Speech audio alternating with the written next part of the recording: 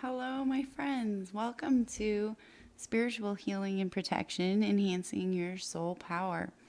So, before we even get into the introduction, I thought that it would be important to go over just an overview of energy so that way we're all on the same page before we get started in talking about enhancing soul power. So, everything is energy, frequency, and vibration. Energy cannot be created or destroyed, it can be transformed and directed. The flow of energy can be directed. Once you understand your energy and the way your energy flows, you're able to master it and utilize its full potential. Your experience of life depends on what frequency you are attuned to. So, everything in creation, all matter is vibrating, including our bodies. And we vibrate at a certain frequency.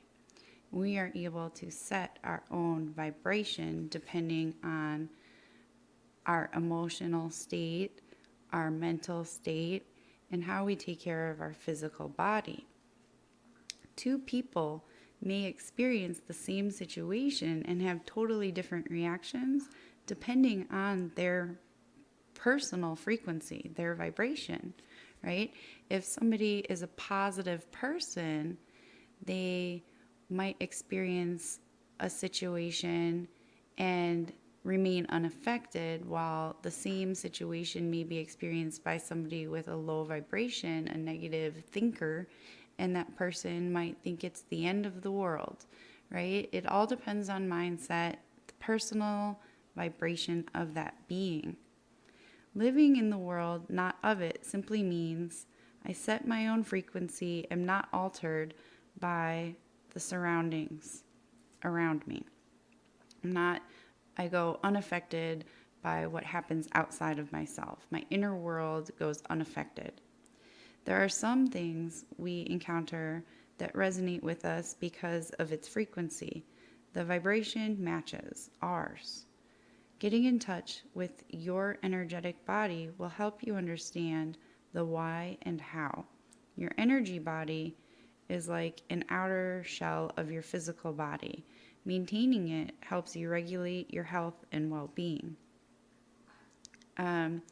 So this class is not going to cover the energy centers or any of the information about energy flow necessarily. That is a separate class. But the energy centers themselves are like wheels of energy that we may work with to help energy flow and facilitate healing. If you are interested, I do personal and group coaching, so you can find that through my website, thebodyowl.com. If nothing is listed, you can send a message through the contact form and set something up with me for personal or group coaching, and find out about events by subscribing to my website and checking Eventbrite. All the links are available on my link tree. Let's get started. I hope you enjoy the class. So when it comes to spiritual protection, there are a lot of things that we can do physically, taking spiritual baths, etc., to help protect ourselves. The most important thing to understand with protection of self spiritually is it starts within ourselves. So when we find ourselves going through life and we sometimes attract darkness to us, it is because we still have darkness within ourselves, and the outside world is a mirror reflection of what's going on within us. So in order to enhance soul power and spiritually protect ourselves, we must rid ourselves of our own inner demons. Until we do this, we often find ourselves attracting things to basically help us see our own inner darkness. So we'll get started with first understanding our own inner demons. There are 10 inner demons in the way I look at things, or vices a soul must overcome before fully stepping into their power and potential spiritually. One must not try to forcefully rid themselves of these, or they'll find natural resistance. Right? So if we focus on trying to rid ourselves of something, oftentimes we just end up amplifying it. Because as we know, energy amplifies things. And when we focus our thoughts and emotions on something, it adds energy to it.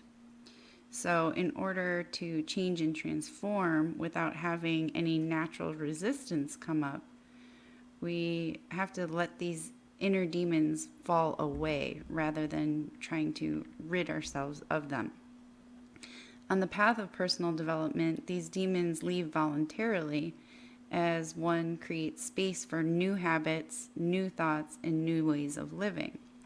This is a more natural flow of change that allows a person to transform without force or resistance. So the inner demons that we're going to be talking about are lust, anger, greed, attachment, ego, jealousy, hatred, deceit, stubbornness, and laziness. And I want to reiterate, focusing energy on these things makes it grow. So don't focus on the inner demons themselves. Understand them, accept them, and allow them to fall away naturally as you make positive changes in your life. To embody your full potential, you'll want to focus your energy on creation, what you're creating in your future self. So focusing on and envisioning in your mind, who is my future self? Keep that vision in your head and always try to be creating things as that person. So it's kind of like a little bit of a trick of the mind. Envision yourself as that future person and you will become that person. So as most things go, the first step can usually be the most challenging. This first step can lead to significant change in your life, so be ready. When a soul yearns for a more meaningful experience, the desire will become overpowering. Things in life that once created a feeling of satisfaction might not fill us up as it did before, and there may be a lack of joy or a feeling that something is missing. This is an indication that your soul is ready to evolve. Cultivating soul power takes time, and at the beginning, it's more of an effort. And then once you get through the first few stages, the first few steps, it actually becomes a more natural flow, and your soul evolves without you putting as much thought and effort towards it. So step one is detachment. And when we talk about detachment, it doesn't mean being physically detached. It doesn't mean you have to live in solitude, or go anywhere. It means to be detached from and not influenced by the outside world. So you're living in the world, but not of the world. A lot of people may need a period of physical detachment to do inner work and to help build strength. The idea is to not be swayed or controlled by outside influences. So one must always be accountable for their own thoughts, words, and actions. It's important to remember your locus of control. You're only able to control your own thoughts, words, and actions. Anything outside of that is outside of your locus of control. Being mindful of your sensory input is very important in this stage. So, just like you eat food and that makes up your physical body, your entire existence is taking in through all of your senses. So you can kind of think of what you hear with your ears, what you watch with your eyes. All of that is feeding you. Your body and mind and soul is taking in everything from your sensory input. So at the beginning, in my experience, I found it to be very vital to kind of be very meticulous about what I subjected myself to, right? So the music we listen to has certain frequencies that can elevate or, kind of bring us down. If you're listening to sad music, it creates sad emotions, and that affects our entire system. So mindfulness is very key when we're working on detachment because of the sensory input. If you're watching things on TV that are violent or have any type of negativity, that will affect your system. So just be mindful of what you're feeding your system, especially at the beginning stages. This detachment phase, especially.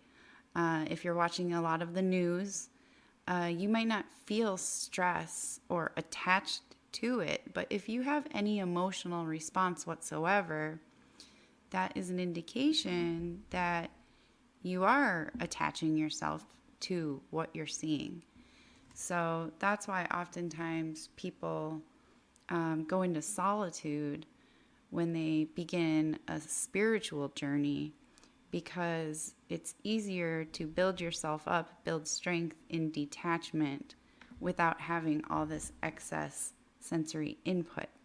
And I realize that is not always feasible for people. So just being mindful of what we're feeding our system is important with sensory input. So this part will come full circle with gaining the ability to cooperate with others who hold different vibrations than you. So at the beginning, it's really important to pay attention to sensory input, but by the time you get to the last phase, you will be able to be around, people that have completely different viewpoints. You can watch things and you won't be attached to it. It will not affect you. You'll actually also be able to cooperate with people with different viewpoints because you'll understand at a different level of understanding. Understand that you have the power to set your own frequency of love and peace. So when we talk about frequency, everything in the world vibrates. Everything is energy, frequency, and vibration. So you right now are vibrating at a certain frequency, and our emotion directly relates to our vibration and frequency. So someone who is angry is at a certain frequency. Somebody who is feeling love or peace is at a different frequency. The goal when we're working on spiritual power, strength, soul power, is to remain in a high vibration of love, peace, acceptance, despite being around people who might not be that way. So that is a whole nother class for itself. But it is important to understand that your emotions are directly related to your vibration. You have the power to set your own frequency and hold that frequency no matter what's going on around you. Despite what other people say, how another person acts, or what they do, you can remain unaffected, stable, and stay at your chosen vibration. You're actually the observer of your life.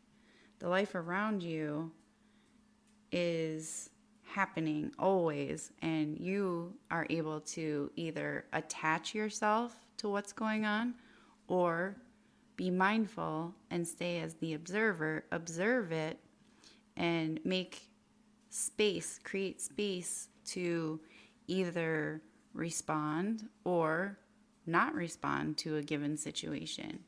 The idea is to create enough space where we're not reactive. When we're reactive, we're allowing the outside world to basically be in charge of how we feel, act, and what our vibration is. What we want to achieve is the ability to always have space created so that way we're not being reactive, but we're thoughtful and capable of responding from our unlimited ability of responses, right? When we react, we're reacting out of emotion. If we're mindful and observing, we create space, we have time. We can create enough space, as much time as we need to respond to a given situation. If somebody says something rude to us, rather than immediately reacting and saying something back, we can pause for as long as needed. It's not like they're going to try to get inside of your mouth and pull words out of your mouth, right? We are in control of what we say and do. So if we take enough time, we'll be able to calmly respond rather than react. That's one of the key elements in detachment, is realizing we can create that space, take the time, not be reactive, and respond rather than react. So living this way will empower you to continue creating your destiny and uplifting others. Attaching to the outside world and other people's vibrations can lead to negative emotions and expectations. Having expectations for anyone other than yourself becomes problematic for everyone involved. Energy is always flowing. Expectations can be foolish because they set us up to be let down oftentimes. We can't expect another person to be a certain way. We can only control ourselves. Taking ownership of your own vibration means cleansing your circle of influence, being mindful of your sensory input. What you feed your entire system affects you. So be very mindful. Negative thoughts about other people, including worry, sends out negative vibrations. So thoughts are vibrations. And when we have negative thoughts, they do ripple out of us. And that does come back to us in negativity. So when we are able to successfully detach and remain positive, we're always sending out positive vibrations. And then positivity flows back to us.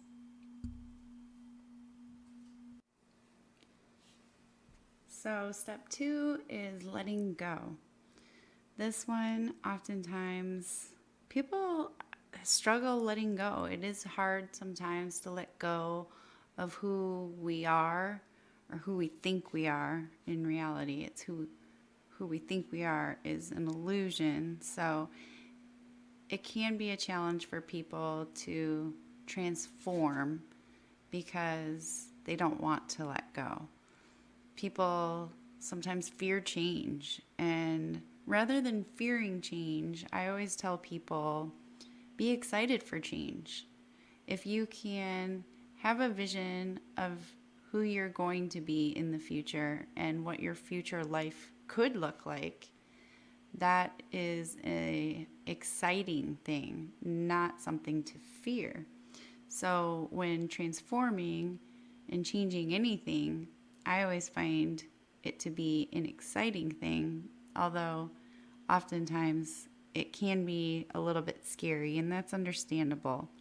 But if we're able to change our mindset about change itself and have it be something that brings a feeling of excitement rather than fear, then it makes it much easier and much more of a flow.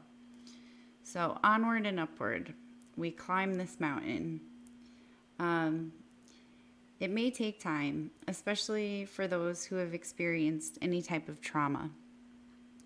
Trauma healing is something that needs to be dealt with in a very special way, and that is definitely separate from this. But if there is any type of trauma healing needed, definitely handle that in addition to this class. There's so much specifically with trauma. It's individual basis, so I can't really speak on that in this platform. But letting go, the idea is to always be kind and patient with yourself, accepting the pace at which you are able to release what is not serving you. This might happen in cycles for some and all at once for others. Never compare your journey to anyone else's. Everyone is on their own unique journey. This is your soul's evolution, and it is not a competition or a race. People that try to race through personal development or soul evolution often find themselves hitting roadblocks or having breakdowns or having to go backwards. So take your time, move through these steps at your own pace, and always be kind to yourself. Some people find it much easier to care for others rather than care for themselves. We've been taught and programmed to work for the outside world and not take as much time and thought about our inner world or about ourselves. But if our cup isn't 100% full, we're never really able to give anyone else 100%. So your own healing work, your own evolution is very important. Focusing on yourself is not selfish. It's vital for you to be able to be 100% present and available for anyone outside of yourself. So forgiveness is freedom. Releasing any negative emotions allows you to create space for positivity. Any repressed or suppressed anger, hurt, guilt, disappointment, it only weighs you down, right? So if a negative situation has occurred in your life and it was a painful experience, when we hold on to it, it's just holding on and having us relive that same experience over and over again. If we're holding on to anger, guilt, resentment for another person, it's not hurting that person, but it is hurting ourselves. So letting go allows us to break free of that situation. When we hold on to it, we're just reliving it. And if it was a painful experience, you owe it to yourself to move past it because you don't have to continue reliving the same pain over and over again. And this also means forgiving yourself, right? Sometimes we make mistakes in life, and oftentimes we are our own harshest critic, right? We find acceptance and forgive other people, and sometimes we forget it's important to do that for ourselves as well. So if we've made mistakes, mistakes happen, we are always learning, growing, and evolving. It's important to realize that forgiving yourself is very important also. You were functioning in the past at the level of awareness and understanding that you were at the time. If you're taking this class, that means you're actively engaged in trying to better yourself, evolve, and that means you're taking positive action forward. Anything that has happened in the past that you may have done, said, or whatever, that you feel any type of guilt, shame, or negativity about, holding on to that is also weighing you down, keeping you from living as your highest self now. So lighten your load as you feel ready and release anything that is negative, weighing you down, that is related to other people or yourself. Our experiences in life leave impressions, and we carry those with us. Sometimes they're not beneficial to us. So when we let go of the past and begin living in the present moment right now, we understand that people who may have hurt us were functioning from their level of awareness, understanding, and evolution. Whatever time that was their level of beingness. And we have to be understanding. Well, we don't have to, but for our own benefit, our highest good, it is best for us to realize this, recognize this, accept, and release it when we are able to. So, releasing pain or guilt that is tied to a certain time that is over is vital. You're in this present moment, and if you are keeping your thoughts and emotions in the past, you're not able to be a conscious creator of this moment. And your energy, if you think about it, is wasted in a moment at a time that is already gone and over. So, people of the past, including yourself, may have been working out their karma from previous thoughts, words, and actions. So karma is a whole separate topic to really dive into and understand in full detail. But thoughts, words, and actions create karma. And it takes time to work out our karma. Depending on your belief system, sometimes we have past life karma, entanglements from past lives with other people, and we gravitate towards these people in our lifetimes to be able to work out karma from previous lifetimes. So sometimes we will encounter somebody and we'll have an immediate connection with them, like we've known them before, and we didn't meet them in this lifetime, but there's an obvious entanglement or connection. Sometimes it could be someone that you had a very negative ending with in a previous lifetime, and you don't remember that. So there might be some unspoken negativity that needs to get worked out. So being conscious of your own thoughts, words, and actions helps us to work out this karma and create new karmic accounts with this person. We can cut the entanglements, but until we work out the karma, there's energy there that, we need to do something with that. We can let it dissipate, but we also cannot control the other person's thoughts, words, and actions. So it can get a little bit tricky. That is why it is so important for us to be mindful of our own thoughts, words, and actions, our own karma. Letting things go helps us to create new karmic accounts. It helps us create this moment now as fresh, a new moment, because it is a new moment.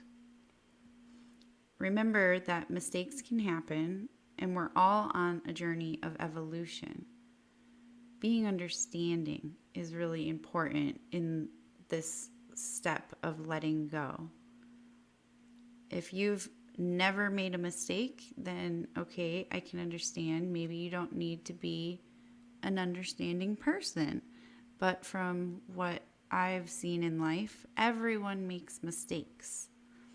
So if we accept that we sometimes make mistakes, other people sometimes make mistakes, it helps in our own mindset to let things go. Sometimes people do things intentionally. That's a whole nother story. But again, for our own freedom, for our own lightness of being, it is recommended to get to the point where you can let things go as you can.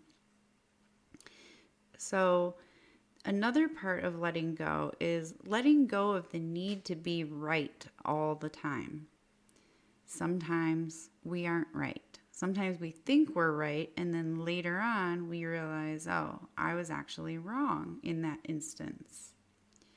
So letting go of that pressure of feeling like you have to be right all the time is part of letting go. Accept and love yourself as you are, and as you go through this process of letting go. Acceptance, always. I am where I am. I accept that. I will consciously create each moment as I can.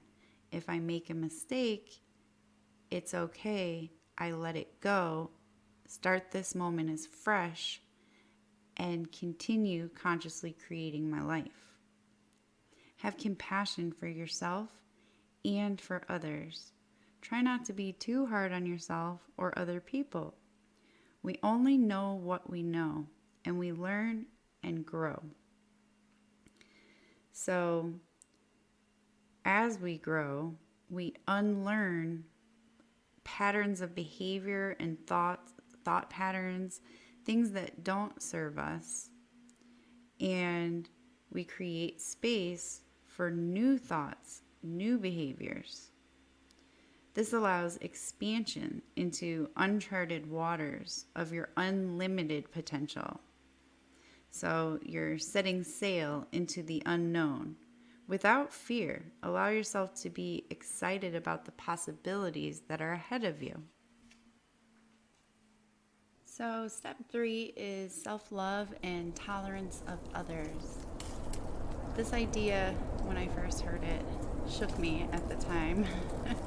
Tolerance is natural. If you feel it, then you are not tolerating it. Before we get into tolerance, let me mention that we do not tolerate immoral, unethical, or unjust acts or behaviors.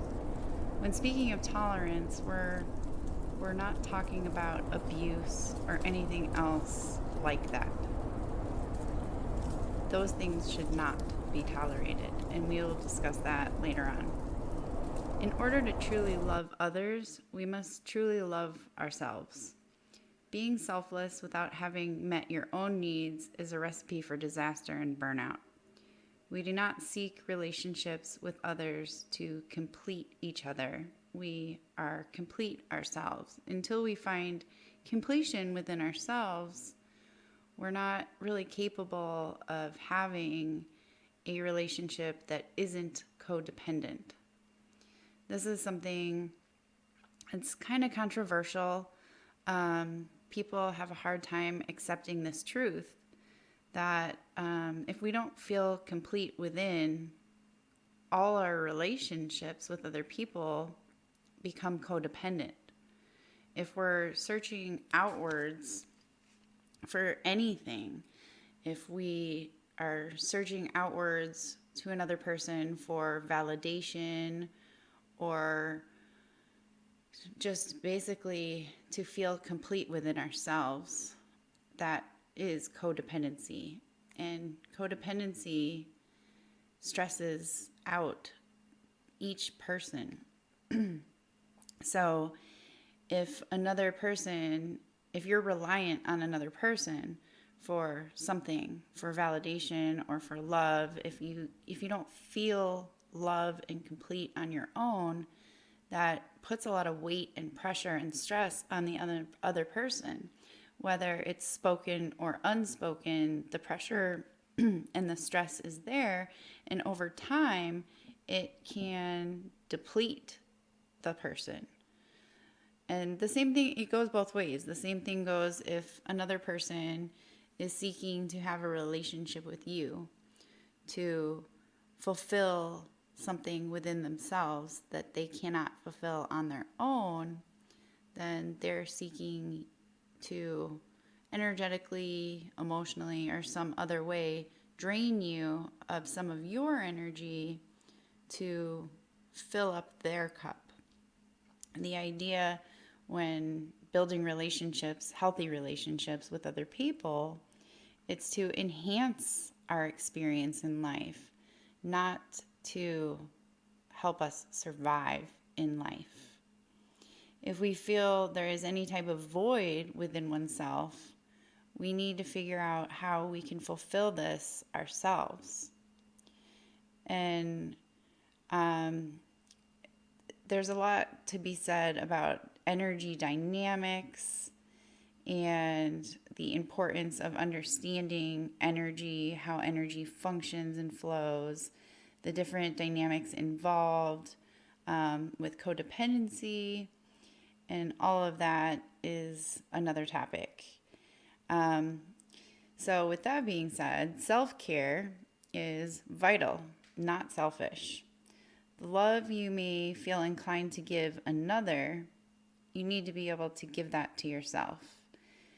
And instead of ever pouring your cup into another person's, you're wanting to get to the point where you're always overflowing. So no matter where you go or who you're with, your cup is full and you're overflowing into others. And it's a good idea to try to surround yourself with other individuals who are also overflowing. Establish a self-care routine that continuously fills up your cup so you may always be overflowing into the lives of others. And when you feel any type of depletion, make sure to be consciously aware of how you're feeling and take a step back, take a pause for self-care. Energetic potential and potency is exponentially greater when you're overflowing rather than pouring into others. You'll never experience a lull in your capacity to give if you're always overflowing. Try to retrain your mind to accept this concept, and you will gain a greater capacity for giving. Giving is another topic. There's so many different nuances and aspects to this self-love topic.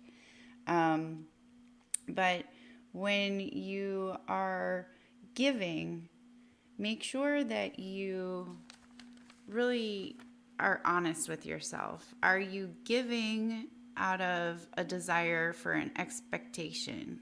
If you're giving with hopes of a desired result, that is not selfless giving. That's actually selfish giving. So when we give, we want to give without attachment. Step 1 is all about detachment, right? When we are giving to another person, if we are attached to the outcome, then we are not detached. So if you give someone a gift, do not have an expectation that they are overjoyed by it or that they are reciprocating anything back to you. Staying detached when giving to others means giving without expectation, giving because you can, you're able to give. There's a lot of little different things when it comes to giving, but to remain detached means to not have expectation, to not have any expectation of reciprocity, and also do not give because it makes you feel a certain way. You give because you're able to, not because you expect to feel good about it. Because if the person is not appreciative of what you give, and you're attached to the idea that it's going to give you a certain feeling to give to another, that's actually selfish giving with attachment. The quality of time that you spend with others will improve, and you'll be fully in your presence without being attached. Do not take away your own power by creating limitations or rules around what you're able to tolerate with others. Your capacity is unlimited. When you stop criticizing yourself and accept who you are right now, when you fully love yourself, this will become your vibration more naturally with others. Recognize how you treat yourself and realize this sets the vibration and thought patterns with how you interact with others. So if you're loving yourself and you're overflowing, then you are able to be in your presence, be in this present moment without attachment, without expectation. If you're critical or judgmental of yourself, you're setting your energy that way outwardly as well. So if you're judgmental of yourself, your vibration is of judgment. And then judgment leads to emotional response, and that will leave an impression. So if you're judging yourself, it can be felt energetically. People can feel that. And if you're judging yourself, you're more inclined to be judgmental of others. Impressions are what create tendencies and can lead to karmic cycles or other cyclical patterns in your life. And that may be out of your field of awareness. So when we go through life, everything that we encounter leaves impressions if we're attached to it. When we love, nurture, and accept ourselves, we are readily able to be this way towards others. So it starts with you and with how you treat yourself. If you fully love yourself, you'll be able to fully love another. If you're being judgmental of yourself, you're more likely than not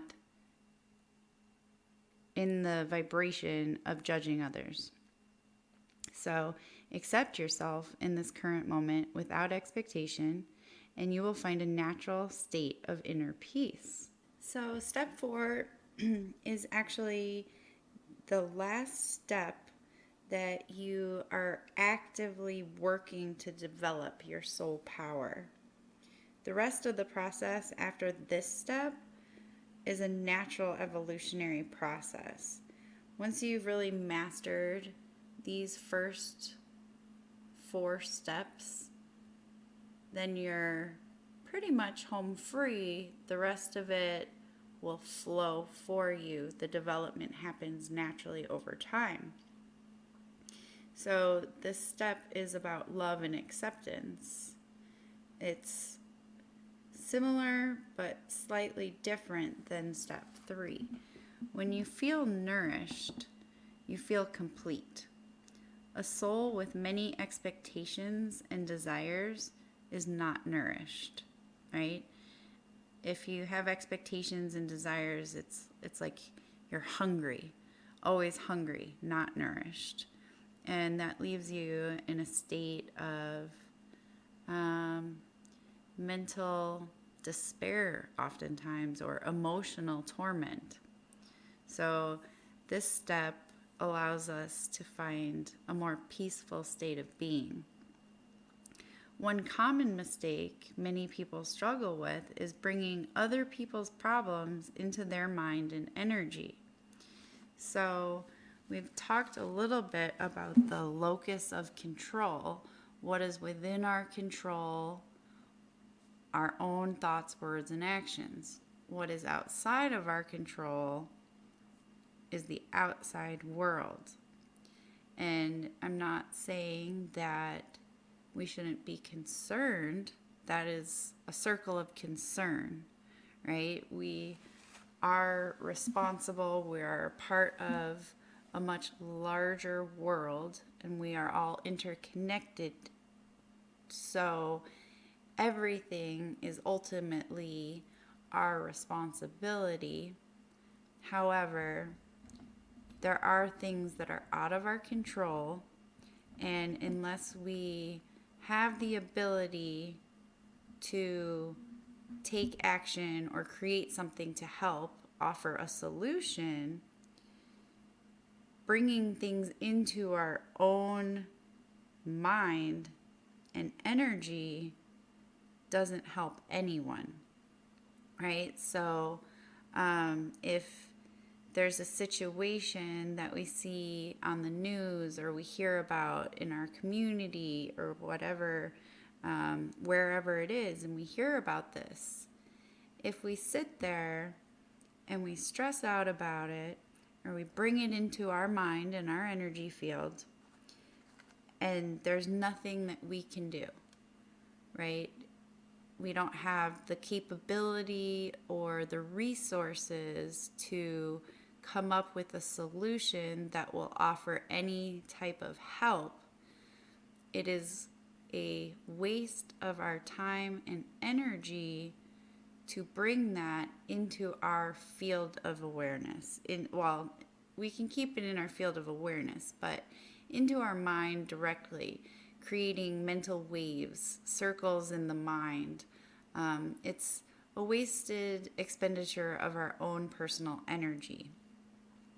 We can have compassion and be understanding of other people's suffering, but if we allow ourselves to lower our vibration at every single sadness that we see in the world or every single injustice, we are lowering ourselves for no reason if we are unable to offer any type of help or solution.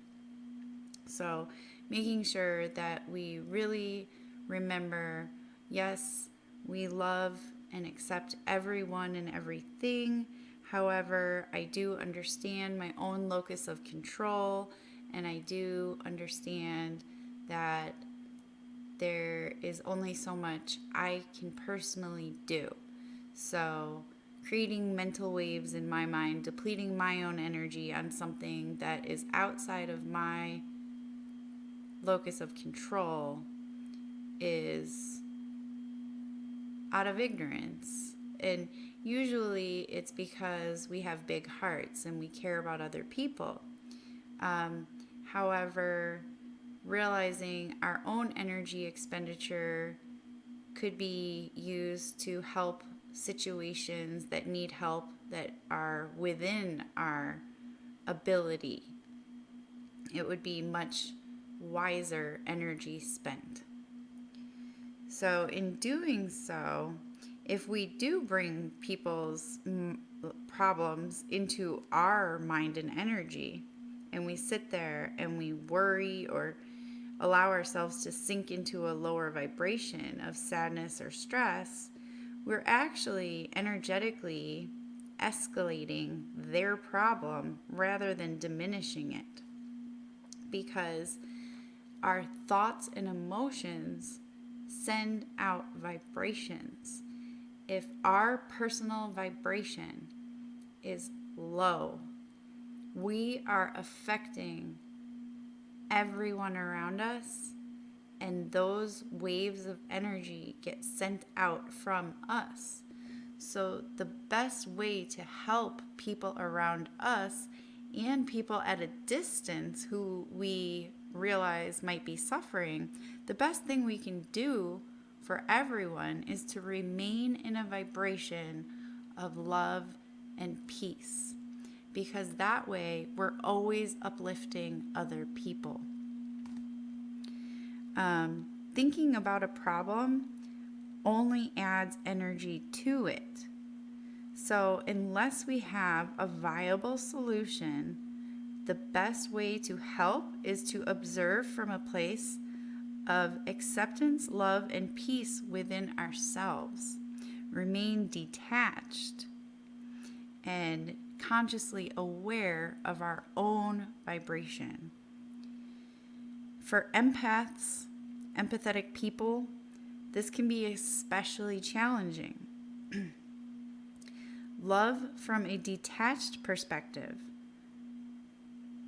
Oftentimes, empathetic people are so used to attaching to every tragedy, to everyone else's suffering, without realizing they're adding to the problem by their vibration dropping, and they add energy to the negativity. So to stop cycles of negativity, we try to have positive thinking, positive thoughts of love and peace. Do not add energy to an already negative or challenging situation.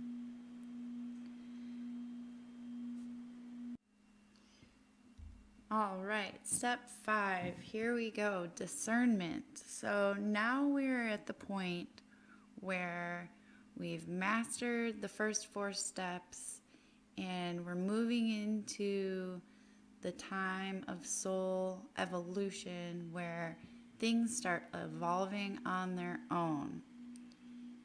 Once you are full of love, master of detachment, master of acceptance and tolerating, master of letting go, and you've gotten all of these things under control within yourself through active effort, this step 5 and the rest of them is a flow of natural evolution. How do you know when something is true or false? Reality or illusion? Transparency or secret agenda? In a world of illusion and agendas, seeing things clearly can be difficult for many people. We feel right and wrong, don't we? When something is morally unacceptable, we most likely feel this. We feel it vibrationally, and then realize it in our thinking, in our logical mind. Enhancement of your discerning power will grow as you remain detached, and you will begin to realize your sense of discernment comes from sensing the vibrations of a situation. So here we're talking about not necessarily using the logical mind first, but trusting our intuition, our intuitive feelings of a situation. Sometimes we talk about this as being the feminine side, between masculine and feminine energy. The feminine energy is intuitive. So we become more confident as we move forward in our discernment, as we evolve our soul power. We know that we're able to actually rely on our intuition. And discernment comes from this sensing of vibrations. Enhancement comes with time. So, we always have used our ability to sense subtle energies. And now you will begin to bring this sense perception into your awareness. The awareness is what is new, not the ability. And as awareness increases, the power of discernment sharpens. So as you use the tool, it sharpens. So it's much easier to develop this ability when you realize you're using it. So when you understand that you are utilizing your intuition and you're feeling things out and you're feeling subtle energies, it's obvious that it would be easier to develop. There are ways that you can enhance your intuition through meditation and breath work and other ways. So when you get to this point, perhaps you are already doing meditation or breath work or other things to enhance your intuition. But if not, this would be an excellent time to start doing it or increase the time spent in developing your intuition.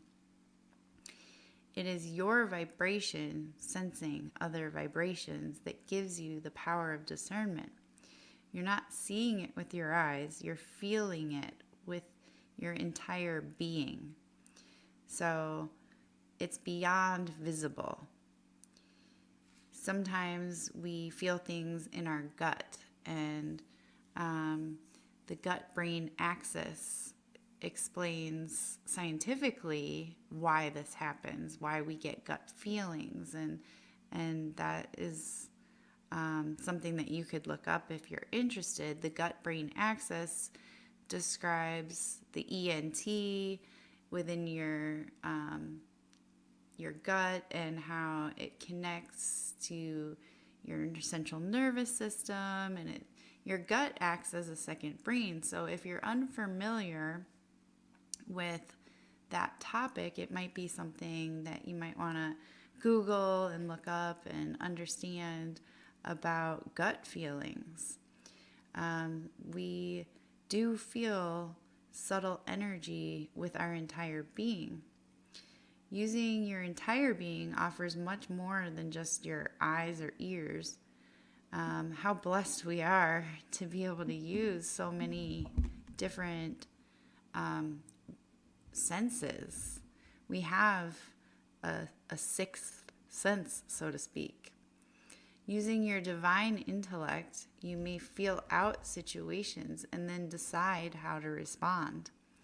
The more you focus on your self-care, maintaining your own frequency and your own development, the stronger your discernment will become. You will no longer choose to absorb or entertain anything but truth, and your own words will become true words, uninfluenced by any low vibrations, because you're always setting your own frequency. This is how you start to help the outside world, because you are always setting your frequency. You're unaffected by low vibrations, not influenced, and you lead. You become a leader of truth, love, and acceptance, always able to uplift others. Okay, lecture 6, step 6. We're into decision making. In step 5, we talked about discernment. So, in this step, we take our newfound discernment and use that ability to make decisions. Our thoughts, feelings, and actions are all vibrations that create and shape our future, our destiny. Your future is dependent on all of your decisions. Every choice you make shapes your future. So take charge of your own choices with confidence. Always make your decisions for yourself and allow other people to make decisions for themselves. When we weigh in on other people's decision making, we entangle ourselves with their karma. And if we give advice to people and we tell other people what to do and things go sideways, that affects our karma because we've entangled with theirs. So be mindful about how you're entangling with other people and their decision making.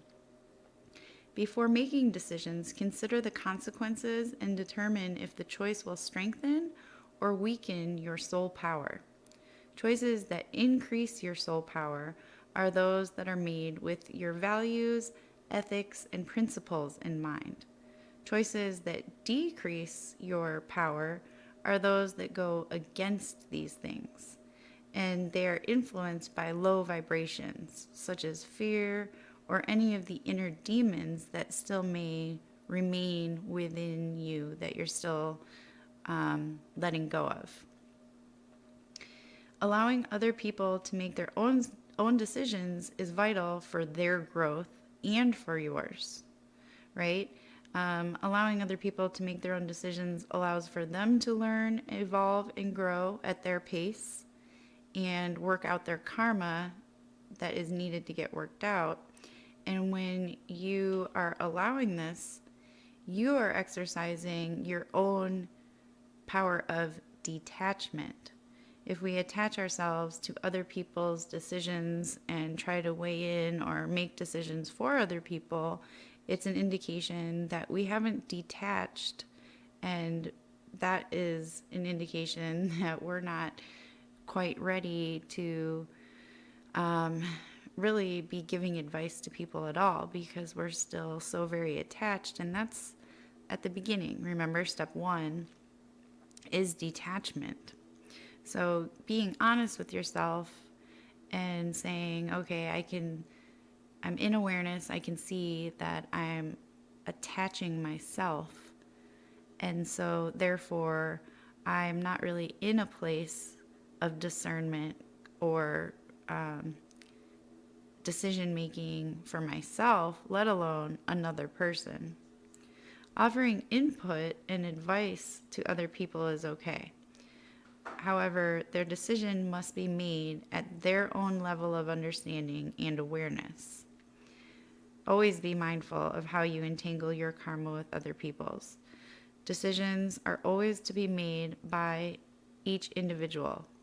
Every decision, every choice should be made by the person who needs to make that decision, which is, ourselves, and other people need to make decisions for themselves.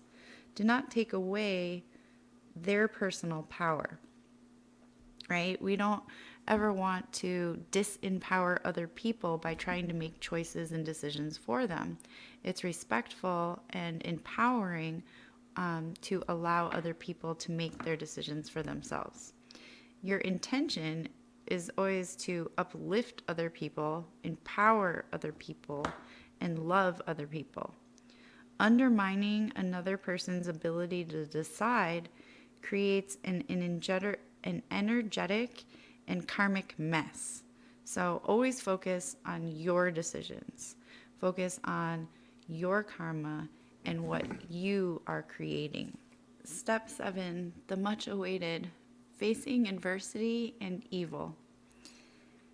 Being a spiritually evolved person does not mean we must tolerate everything, right? We've already talked about tolerance. Our capacity for tolerance is unlimited. Just a recap reminder. We can literally tolerate anything and everything, when you really think about it. However, we do not ignore or tolerate injustice, unethical, or immoral behavior. One must never adjust themselves to fit in or endorse behaviors and decisions that go against truth, morality, and ethics. Doing this affects our own destiny. This does not mean go out into the world looking for fights, right? Because with the amount of immoral and unjust behaviors, it's very easy to see, and if we look for it, we can find it, and that would just lead to an endless battle of continuous fighting with various different people that continue to live immoral lifestyles. So we're not looking for it. However, if it comes across our path, we do not want to endorse that behavior or go against our own truth. Newfound understanding and awareness may create a temptation to squash every injustice known in the world. I can tell you from personal experience, this is very, very true, and it's very easy to fall into this trap. Because once you are in awareness and you're totally awake to all of the unethical things in the world, it can be, if you're a very moral person and you like justice to be served and fairness and equality and things like that, it can very much become overpowering to our mind to want to squash literally everything that we see. But that does affect our destiny, and it creates an entanglement, and it can be really messy. So recognize that this might be your own ego trying to sneak by and take over, right? The ego, I, says, I see this injustice. This injustice is bothersome to my ego, and I want to make it stop. So it's ego, and it's also an attachment. We're attached to it, so we want to attack it. So don't do this. The idea is to be clear within your own path when you tolerate and when you confront. Do not chase down injustice unless you want a future of battle. And from personal experience, I can tell you that's exactly what happens. Made this mistake for a while, chasing down various things that I started to notice and recognize, and I was in a state of confusion. This step wasn't clear to me at the time, and I created a lot of different battles that ended up slowing down my own progress and just kind of starting fights needlessly, because as we know, we cannot change thoughts, words, and actions of other people. So we handle this confrontation in a different way than just going and battling people and trying to tell them that what they're doing is immoral. And we'll get to that. Learn to recognize people's tendencies, their sanskars, and remember that they differ from our own. Let go of past behaviors and incidents. We do not need to continue recreating the same cycles. So some of these people might be working out their own karma. They might be working out their own tendencies. And we need to allow other people the space to do that. If there is something currently unethical, unfair, immoral, or an injustice, then we confront this with dignity. Face this by standing in your own principles. Do not be part of it. Create what is right rather than focusing on what is wrong. When facing adversity or evil, it becomes possible after we choose to face our own weaknesses, our own vices, our own wrong habits. Without self-awareness and control, We do not have the strength in authority to stand firmly. So, an example would be if you see on the shelves at the stores products that contain toxins and you feel that this is wrong, it's immoral to sell products full of poisonous chemicals. Rather than just sitting there and complaining about it, which is oftentimes seen in the world, especially on social media. And I'm not saying that this is wrong. We do need to raise awareness. However, it's not fixing the problem. It's not a solution, right? Telling everybody about it, it does raise awareness and that's useful. However, it's not a solution to the problem. The problem is there are toxic chemicals in products, and that is the problem. Complaining about it doesn't fix it. So the idea is to create a solution. So creating a product that is toxin-free would be a more beneficial and useful approach. And when it comes to another example, if you notice there are unethical or manipulative leaders in the world, and this is immoral in your eyes, do not endorse or become a supporter of that specific leader. And if you feel that there is another leader that is a moral and honest leader that you align with, support that leader, right? Standing there and complaining about the wrong doesn't correct it. But giving your energy and support to someone that does align with your morals and values is a constructive way to use your energy. And if you don't see a moral leader, become a moral leader yourself. Take the stance and become that leader that you want to see in the world. So those are just a couple of examples of how to face adversity and what you could consider evil in your own eyes, something that's immoral. Rather than adding energy to the negative, we always want to add energy to something that is positive. So sitting there and fighting is a waste of energy. It actually feeds the fuel to the fire. It's feeding energy to the negative. So when we think about facing adversity, we can shift our mindset from battling to creation. When it comes to energetics and how we utilize our own energy, we got to always remember, how am I using my energy? What am I feeding my energy to? Am I feeding my energy and adding to something that is negative? Or am I adding my energy in a creative way or in creation? Am I creating something, or am I adding energy to something that is positive? And that is the idea. We always want to try to utilize our own energy as consciously as possible in awareness. I'm going to add my energy to something positive. And that is how we uplift others and uplift the world.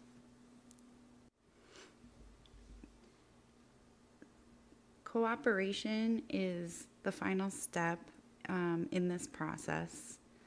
When you're working on spiritual evolution, soul evolution, there are so many different processes, cycles of understanding that we go through.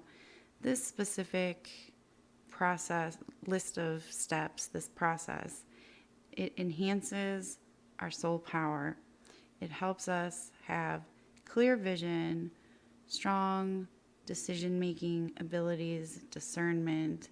And when we get to this step 8 with cooperation, we're able to be in a state of love, peace, understanding, and that enables us to cooperate with others who may come from different walks of life, have different backgrounds, and you don't have to agree with other people to be able to successfully cooperate with them.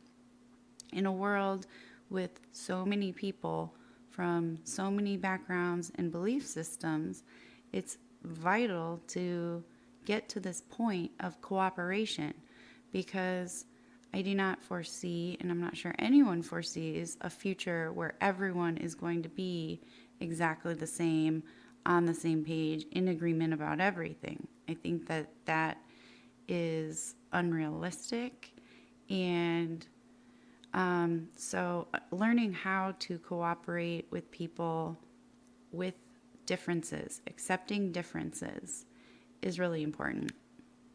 So cooperation means mutual respect, understanding, and being able to move forward in acceptance of our differences.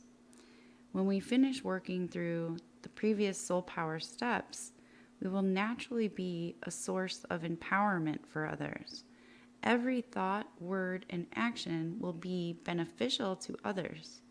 We are now radiating our own vibration of peace, love, and positivity. We're in a place of cooperation with existence. So, being in harmony with everything in existence, accepting everything as it is in existence, not trying to make the world into the reality we want it to be, accepting the reality as it is and finding peace in that. We know that whatever happens, we will remain unaffected. We know we will not send negative vibrations by worrying or adding energy to negative situations. We create our own vibration and we maintain and hold that vibration. We become creators of our own vibration and live in a proactive way by always choosing to uplift the world by maintaining our own inner world. As we cultivate our own soul awareness, our body awareness fades away and we are elevated out of our own demons. So we didn't need to slay our demons. Our own demons fell away throughout this process. Our power lies within remaining in our own light, the light of our own divine nature. Create new thoughts, new vibrations towards past relationships and situations to start new cycles. So when we think about perhaps a challenging situation with an individual that happened in the past, rather than thinking about it in the same old way, creating new thoughts about it creates a new vibration. And then we're able to start a new karmic cycle. So you can release the old to allow for something new. Celebrate your own divinity by sending peace, love, and blessings to all beings. So when we want to start a new karmic cycle with another person, we do not necessarily need to contact this person. We don't need to have a conversation with them. We can mentally change our own thoughts about that individual, and that sets a new vibration. So if you have a lot of previous relationships with various people in the past that ended on a bad note, or it was just a challenging situation, you don't need to rewrite history in your head. You don't need to change the story. You can if that helps you. However, you can just find a feeling of peace with how it is, and then begin to cultivate love for that person by letting go, forgiving, and that actually starts a new karmic cycle with that person. The person doesn't need you to tell them. If you feel that you want to reach out, if you're in a place where you can, and you will be well received by the other person, then you can try doing that. But it's not needed. You can start new karmic cycles with people. Pick one every couple of days, once a month if you want. Think of another of the person as you're capable. You don't want to rush these things because there is no rush, and you want to make sure that you're actually finding peace, that you're actually cultivating love and creating that new vibration, creating that new space and letting go of the old. So take your time, and once you get to this step, start new karmic cycles with challenging relationships from your past. And that will help you clear your karma and start new karmic accounts with people.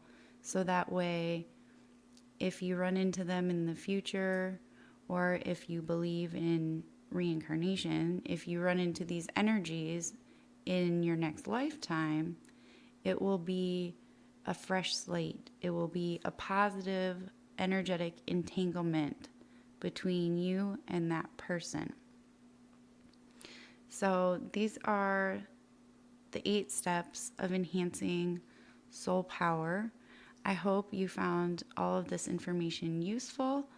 If you want more information, you can always go to the free resources that I have available on my YouTube channel, on my podcast, on my website, and my various different social media platforms.